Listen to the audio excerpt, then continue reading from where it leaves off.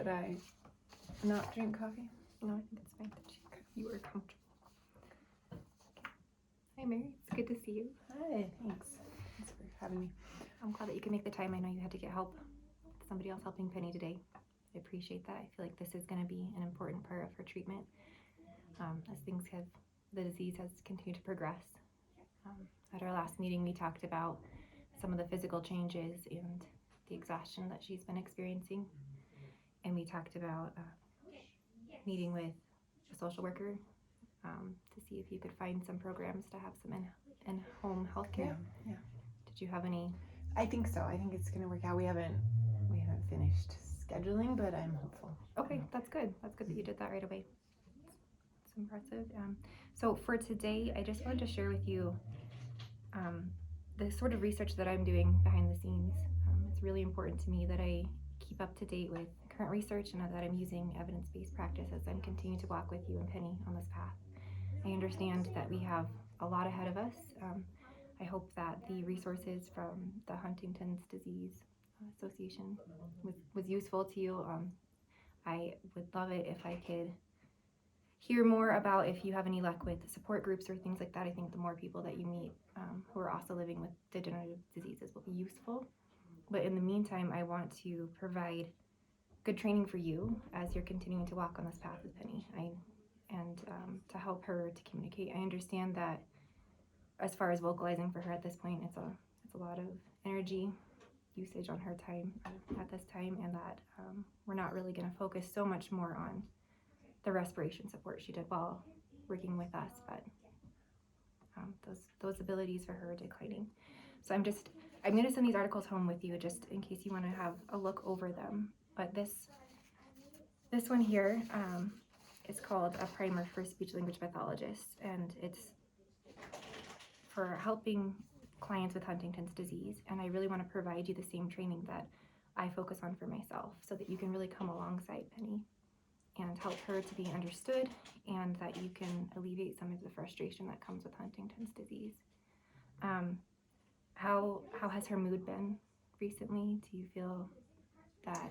I feel like there are just some things that set her off. I like if I can avoid certain situations, but then it's like there's no pattern. I'm having a hard time. I'm not sure what's going on there. Okay. Hearing all of that, I think, makes a lot of sense with Huntington's disease. So this will speak directly to finding times to communicate with Penny and trying to find the patterns of when she's doing better, when she can focus more, and when she's going to be more able to understand what you're trying to get across to her. I'll tell you that, like, in our next appointment that I do with Penny, I'm going to work on some of the scheduling things with her, a visual schedule.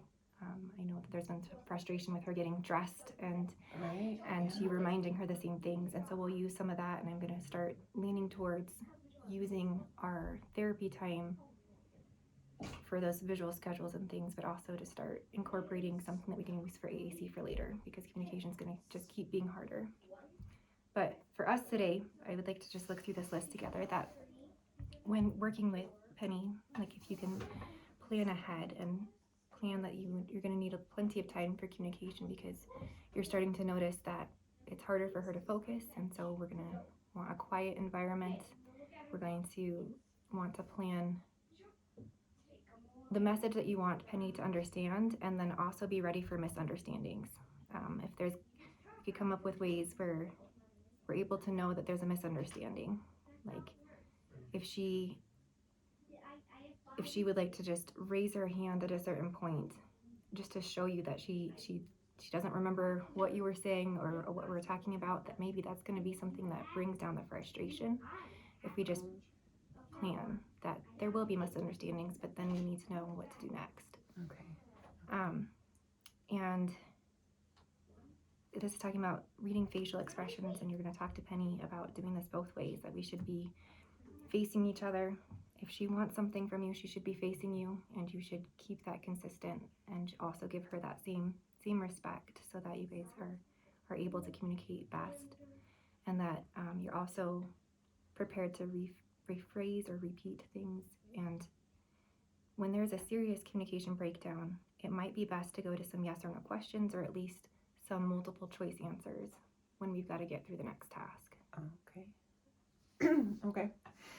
So we can keep working through this, and you can, like I said, I'm going to send these home with you. I just highlighted these changes that you can incorporate, and then we can talk about how those are going.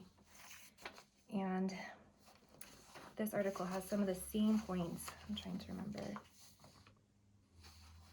Oh, and to also just keep pen and paper around so that if she can't have your attention right there, you're on the phone and she wants something from you, you can hand her pen and paper, and you guys can work on using that method to make sure that she's not being ignored, that she's not interrupting. I know you've got other things to do than just take care of Penny. Yeah. And this last article maybe is not going to make big changes for us in treatment for what you're doing, but this is just speaking to the fact that you understand Penny really well. She does have dysarthria. She is difficult for new people to understand. The intelligibility is low, and it's not something that we can work much harder on to make her more intelligible.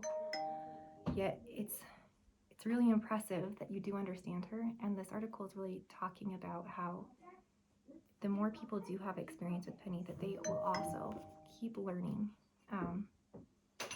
her speech patterns and be able to understand her better. And so I just want to encourage you and say, like, you're kind of cracking the code with Penny, and that's hard work for you to do, but it's meaningful to her. That's why you're close to her. And this is something that we can little by little carry forward. I understand Penny pretty well, and we're going to keep spending time together, and we would just like to keep bringing people into our community that can understand, that can compensate this way. And at the same time, like I said, I'm going to be working with Penny on some AAC to make sure that there is always some communication coming out that's very, very clear. Okay. Yeah, so if I could I send these with you, and then I appreciate every conversation we have around her appointments, and we will keep working as a team to give Penny the best care, and hopefully we keep building your community. Thank you. Thank you very much. So I'm just learning all the time, and I appreciate you coming alongside me and her. I appreciate being part of this journey with you. Okay. We'll see you next week. All right. Thanks.